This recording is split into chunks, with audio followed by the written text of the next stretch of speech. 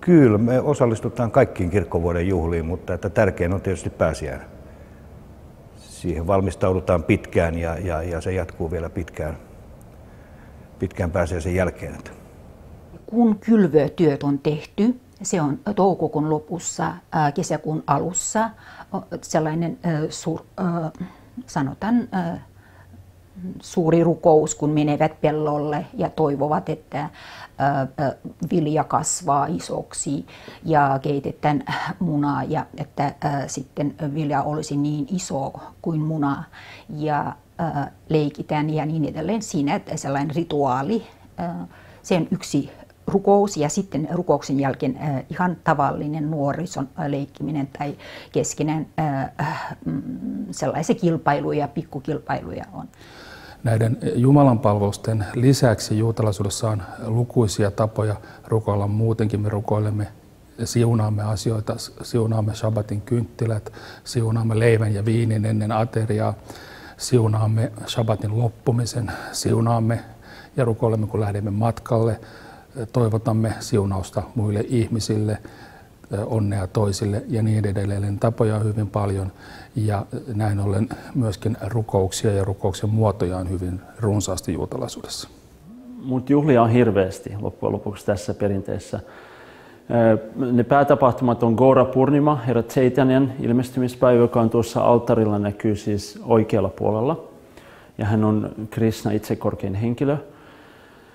Sitten on vastikään noin kuukausi sitten juhlittiin vähän päälle Sri Krishna Janmastami, Herra Krishnan ilmestymispäivää. Ja sitten on kohta noin 3 viikon päästä on sitten lokakuun lopussa on Govardhan Puja ja Diwali-festivaali.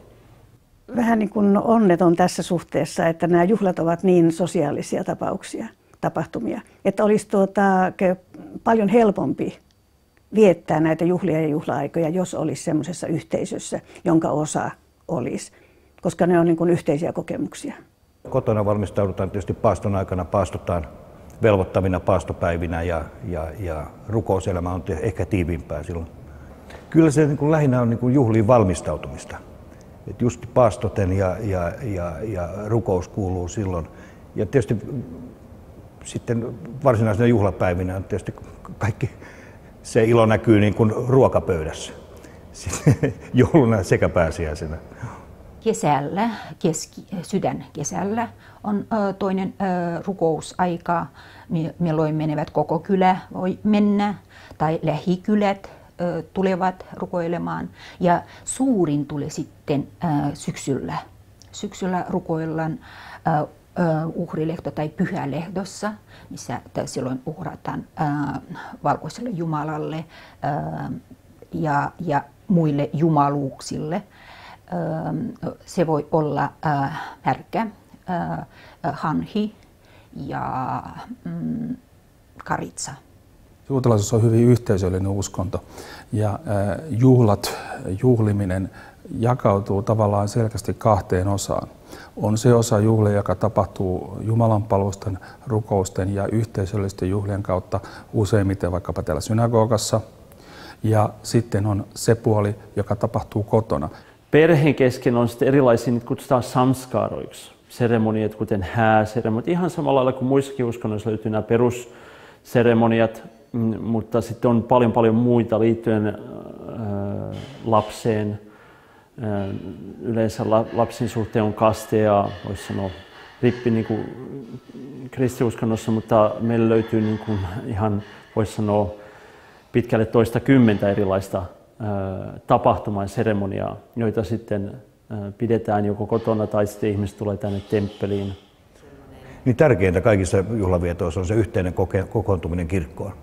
Ja marilaisilla on tosi vahvaa vainajien, esi-isien kultti, se kunnioitus. Sen takia, että se nimenomaan moneen tällaisen juhliin kuuluu, että muistellaan esi-isiä. Meillä on vanhat raamatulliset pyhät, joista vanhimmat ovat monta tuhatta vuotta vanhoja traditioita. Ja sitten meillä on joukko uudempia pyhiä, jotka ovat syntyneet historian tapahtumien seurauksena.